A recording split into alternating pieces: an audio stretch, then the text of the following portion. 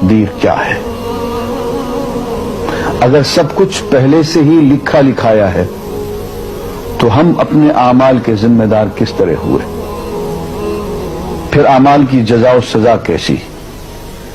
پھر جنت و دوزخ کے کیا معنی؟ وضاحت فرمائے۔ بھئی سچی بات یہ ہے کہ اس سوال نے ایک عرصے تک مجھے بھی ستائے رکھا،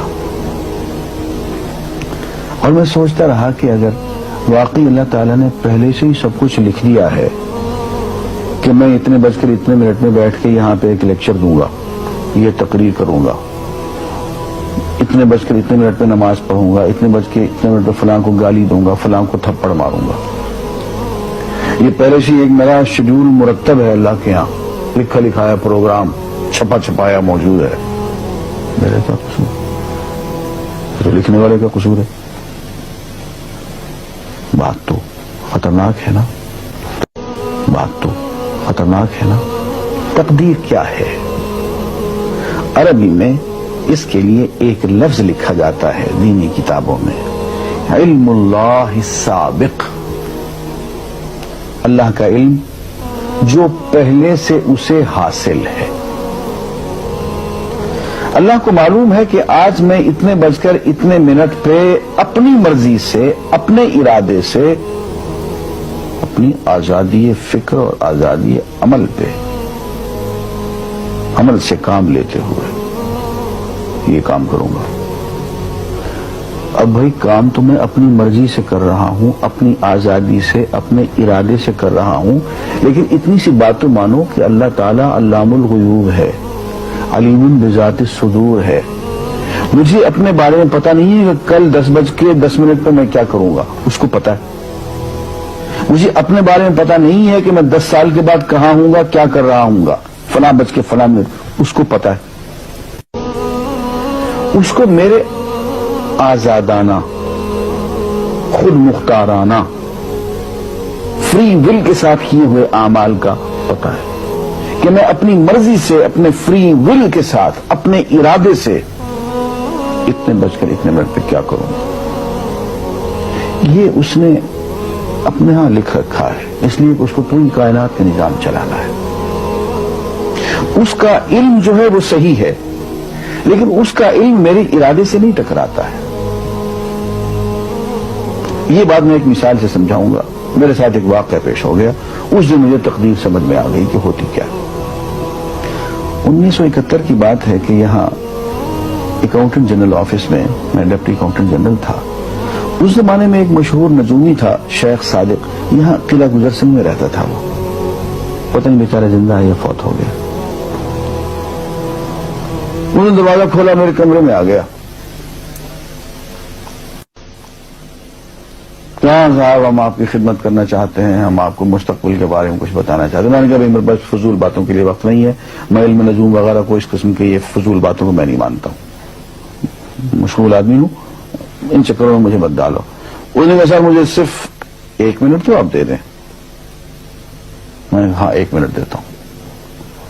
اس نے ایک بہت بڑا کاغذ میرے سامنے لکھا جس پہ 40 خانے بنے ہوئے تھے، 40 چیزوں کے نام لکھے ہوئے تھے،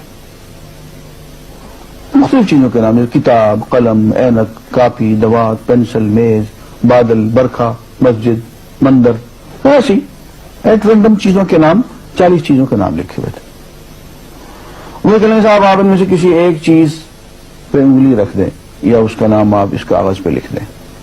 اور مجھے یہ کہتے کہتے اس نے ایک پیس آف پیپر میری میز سے اٹھایا اور اس پہ کچھ لکھا اور اس کو یوں الٹا کے رکھ دیا۔ میں نے کہا تم نے یہ کیا کیا؟ کہنے لگے جی میں نے وہ چیز لکھ دی ہے، وہ نام جو ابھی آپ لکھیں گے۔ تو اب میں پریشان ہو گیا۔ تماشا کی بات ہے نا کہ جو چیز میں سوچ سوچ کے اپنے ارادے سے، اپنی مرضی سے ابھی لکھوں گا، اس نے پہلے جو لکھے وہاں رکھ چھوڑ دیے میرے سامنے۔ اب میں سوچ میں پڑ گیا کہ یار وہ چیز لکھوں جو اس نے نہ لکھی ہو۔ کبھی میں اس کا ارادہ کروں، کبھی اس کا ارادہ کروں، تنگ آ کے آخر میں نے کسی ایک چیز کو لکھ دیا۔ تو میری یہ ہے، اس نے جب وہ الٹایا تو وہ وہی چیز نکلی۔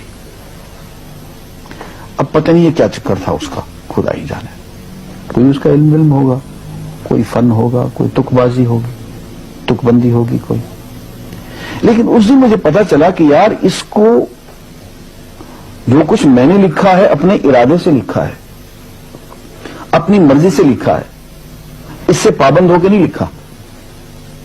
کبھی اس میں انگلی لگاتا تھا، کبھی اس پہ، کبھی اس پہ، آخر چن کے ایک لکھا میں نے. لیکن اس کمبخت کو پہلے سے پتا تھا کہ میں کیا لکھنے والا ہوں، اور اس نے پہلے سے وہاں لکھ کے رکھا ہوا تھا. میں نے کہا یار ایک محدود علم والا آدمی میرے آئندہ کے اعمال کو اپنے ہاں لکھ کے رکھ سکتا ہے. چن کے وہ عمل میں اپنی مرضی سے کر رہا ہوں، اپنے ارادے سے کر رہا ہوں، کوئی مجبوری نہیں ہے اس میں.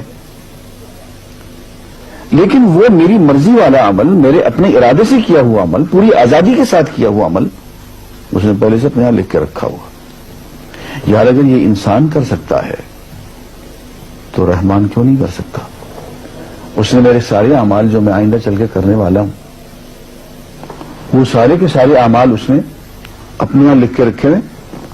اس کو انتظام کرنا ہے، میرے رزق کا انتظام بھی کرنا ہے، آگے میری زندگی، میری موت، میری قبر میں اکوموڈیشن کا پتہ نہیں کہاں کا میرے اس نے انتظامات کرنے ہیں. تو میرے بارے میں اس نے سارا کا ڈیٹا کلیکٹ کر کے رکھا ہوا ہے اپنی انفارمیشن کے لیے کہ یہ اپنی مرضی سے کیا کیا کچھ کرے گا. تو اس کے لکھے ہوئے ہونے سے میری مرضی ختم نہیں ہوتی، میری ذمہ داری ختم نہیں ہوتی، میرا ارادہ، میری فری ول ختم نہیں ہوتی. یہی وجہ ہے کہ ہم جو اعمال کرتے ہیں اس میں سے اللہ تعالیٰ اس کی کچھ ذمہ داری ہم پہ ضرور ہوتی ہے. کچھ کام اللہ تعالیٰ کا ایک نظام ہے، اس میں شاید ہماری ذمہ داری نہ ہو، وہاں جبر ہو. لیکن کچھ اعمال ایسے ہیں جن میں خالصتاً ہمیں آزادی حاصل ہے، ہمیں اختیار حاصل ہے، ہم ان کے ذمہ دار ہیں، ہمیں ان پہ جزا ملے گی، ہمیں ان پہ سزا ملے گی، اللہ تعالیٰ بچائے. اور جزا ملے گی تو جنت ہوگی، سزا ملے گی تو دوزخ ہوگی.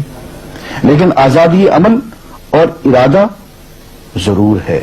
یہ الگ بات ہے کہ اللہ تعالیٰ کو پہلے سے ہی معلوم ہے کہ ہم اپنے ارادے سے اور اپنی آزادی اور اپنی مرضی سے ہم آج اور کل اور پرسوں اور سال بھر کے بعد اور 10-20 سال کے بعد ہم کیا کیا کریں گے اس کے ہاں لکھا ہوا ہے. وَعِندَهُ عِلْمُ الْكِتَابِ، اس کے ہاں سب کچھ لکھا ہوا ہے. لیکن ہم جو کرتے ہیں اپنے ارادے سے کرتے ہیں اور اس کے ذمہ دار ہیں. وآخر دعوانا الحمدللہ رب العالمین.